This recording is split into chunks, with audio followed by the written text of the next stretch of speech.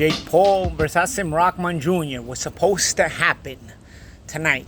Instead, we get a lot of controversy. We get a lot of talking, a lot of finger pointing, and a lot of wondering, essentially, what the problem was and whose fault it was that this fight didn't happen. We have Jake Paul's team saying that there was a contract that was specified, and there was specific weigh-ins, and the commission wanted Hasim Rahman Jr. to make the weight under certain conditions, which was a little bit at a time. They were going to have a weekly weight check. I remember the WBC would do this at times. With certain fights, because all of a sudden everybody became a dietitian and an expert in professional boxing, because every time there's damage done to a fighter, somebody gets hurt, all of a sudden somebody's got to point the finger at someone or at something. So I remember there was a time where the WBC suddenly started mandating these weight checks in camp. Ultimately, it doesn't come down to this, because in reality, if the way I made weight my whole career, if they would be doing weekly weight checks, I would have never, ever been able to fight at the weight classes I fought at. I would have been forced to fight at a higher weight class, and I would have never won the titles that I won. So ultimately, you're still hurting people one way or the other. This is a combat sport. This is a dangerous sport. And in the end, it's going to be a risk one way or the other. So these whole weekly weight checks are just they're just for us. For me, it's just semantics. It's just for show, just to make it look like somebody's trying. All of a sudden, you have experts that are backing this. I'm sure you're going to find experts that are back the opposite way as well. And I'm one of them. I'm not a doctor, but I tell you what, I made weight my whole career, and that was the way I made weight. Was in a way where these doctors today, or these methods, these slow weight making today methods, wouldn't have worked for me. Now, having said that, I got some questions, and I got question marks about both guys here, because everybody's pointing the finger. Jake Paul, 2 years ago, he tried to convince us that, that's what he says. He didn't try to convince us. That's what he says, essentially. And he's got a video where they're arguing. He's arguing with Hasim Rahman Jr. And he's arguing, and he's saying they were arguing because Jake Paul got the better of the sparring. Now, of course, anybody who knows about highlights of sparring and incomplete sparring sessions, I fit the bill here. I went through this myself with Conor McGregor. So I'm always skeptical until you see the whole spar. And I think eventually, we were going to see it, or at least we were going to see the fight. Now, here's my issue.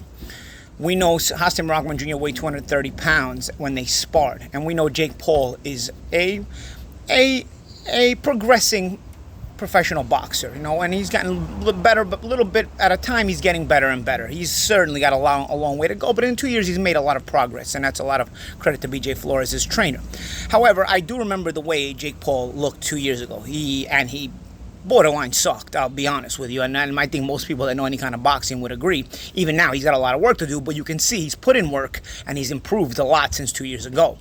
Now, why do I say this? Because I say this because if you're telling me that you beat this fringe prospect, Hasim Rahman Jr. in a sparring session 2 years ago, and he weighed 230 pounds, and you beat him up. You're trying to convince us that you beat him up. You won't show him. You never showed us the spar, but you beat him up, a la Conor McGregor. He showed a couple of punches that he landed in 12 rounds. And he supposedly tried to tell everybody he beat me up. You're going to leave a lot of question marks. Maybe for the average fan, they're going to fall for it. But, maybe the casual, not even the average fan, the casual will fall for it. But nonetheless, you're going to still leave a lot of question marks. Now, here's my problem with the weight cut.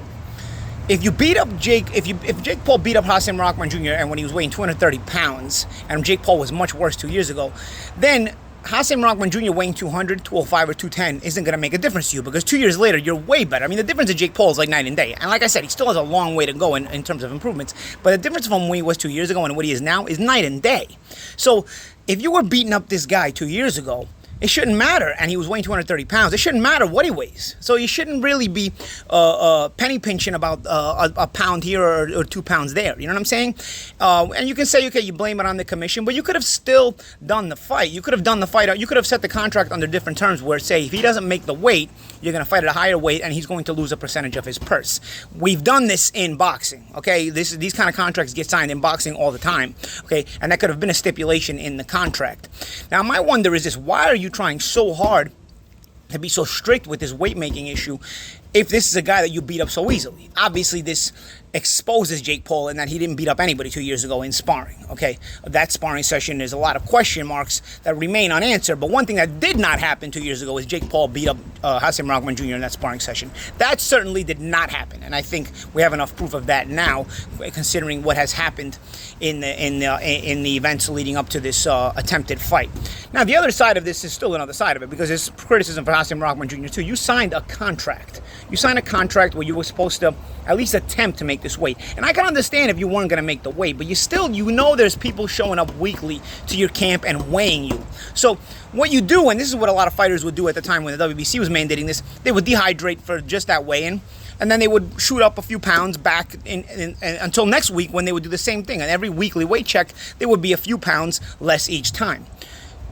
Dude, they showed up a week earlier and you weighed 216. A week later, you weighed 215. You couldn't dehydrate, not even a little bit. I mean, Hasim Rahman Jr., he's had some fights where he's weighed about 217. So it's not like heavyweights don't dehydrate. So if you can weigh about 217 for a fight, you could have easily dehydrated yourself to about 210 just for the moments that the commission showed up to weigh you in camp, bro, just so you can give the illusion that you're making the weight the correct way. At the end of the day, you do what you want to do in private, but show up. When they show up, be on the way. When they leave, drink 3 Gatorades, whatever you want to do, and then focus on the next week's worth of work and the next week's worth of sparring, and you do it again the next week. You go back up and then you come back down again. You know what I mean? And only this time you'll come back down a few pounds less again than the week before. And you continue, and that's how you trick them, and you can make the weight. The fact that Rahman Jr. couldn't do this, it shows no character, complete laziness, and just, if you can't get motivated for this, bro, you're not going to get motivated for anything, bro. So there's a lot of criticism there too. You can say Jake Paul didn't want to fight you and Jake Paul is scared, and maybe, listen, Jake Paul is certainly more worried than he's leading up on, because he wouldn't have put such strict stipulations on the contract to where the fight doesn't happen if it's not done a certain way with the weight. So nonetheless, I agree, Jake Paul probably was worried, but you can still play your part in making sure the fight happens by honoring your side of the deal. It wasn't that tough of a side to honor, to tell you the truth, bro. It just took a slight bit of sacrifice and a slight bit of character, bro. You know what I'm saying? Which obviously I don't think Rahman Jr. has. Lastly, I'm going to go with, they showed, yesterday I saw a small clip. First of all, it said that Hasim Rahman Jr. made 206.6 pounds, so he would have been slightly overweight anyway. Honestly, at 206.6, again, if Jake Paul says he beat him up at 230 2 years ago, and Jake Paul was a much worse fighter 2 years ago, Jake Paul fighting Hasim Rahman Jr. at 206.6 pounds, shouldn't have been a question. The fight has to happen because of what you sold us, Jake. Not because of what I sold or what anybody else sold. What Jake sold us. Jake is selling us that he beat him up 2 years ago. So now at 206.6, you have no excuse for not fighting this guy. I'm sorry. Okay. Nonetheless, he would have been overweight. He would have got fined for the weight, and they still would have had the fight. My question, though, is there was a small highlight clip that did come out, and it shows Jake landing a right hand and then running for it. It's a little bit of McGregor-ish, where you land a punch and then you switch the clip. Obviously, he's not editing it where he lands the right hand and then he takes a clip from another round like McGregor did to me, where he landed a punch and then he took a clip from another round to finish the highlight, all 5-6 seconds. But nonetheless, you gave a right hand and then you ran away, so that didn't really look so good. I saw the clip where Rahman Jr. saying he's a runner, he's a track star, he's singing that song. But I don't see Rahman Jr. also cutting off the ring right there. You see Jake Paul running away. All Rahman Jr. has to do, even if you're not in shape, is cut off the ring. You give the illusion that you're enforcing more pressure than you are, and you'll force panic. You know what I mean? I actually did this with McGregor because I wasn't in great shape myself. I would cut off the ring consistently, and it would force mistakes out of him. And that pussy gave me enough mistakes to make him pay for enough shots to where he got mad, he got angry, and of course he was offended that I beat him up in front of his team and friends. And he ended up taking 2 weeks of his life to cut up a highlight video out of 36 minutes, of which he found about 5-6 seconds to edit together. I think that Rahman Jr. could have also shown in that little clip. There's criticism for both sides. Rahman Jr. you notice he doesn't cut off the ring. Jake runs away, which obviously is a bad look. But Rahman Jr. is not shuffling over to the right and cutting off the ring. He's just kind of watching him run away. Yes, it's a bad look. It's actually a bad look on both, because when you understand boxing, you don't have to go chase Jake while he's running away. You just cut off the ring and force panic and make a guy feel like the walls are closing in. And when a guy is inexperienced, and he'll you'll start to panic more in those situations. Like I said, I saw this with McGregor as well, because again, he's not experienced with just having to use his hands. Jake Paul, the same thing. He's not an experienced fighter. You could start cutting off the ring and make it feel like the walls are closing in, even if they're not, even if you're not putting hands on him every second. And they end up making mistakes. They end up forcing punches. They end up doing things that, you know, you can set traps for.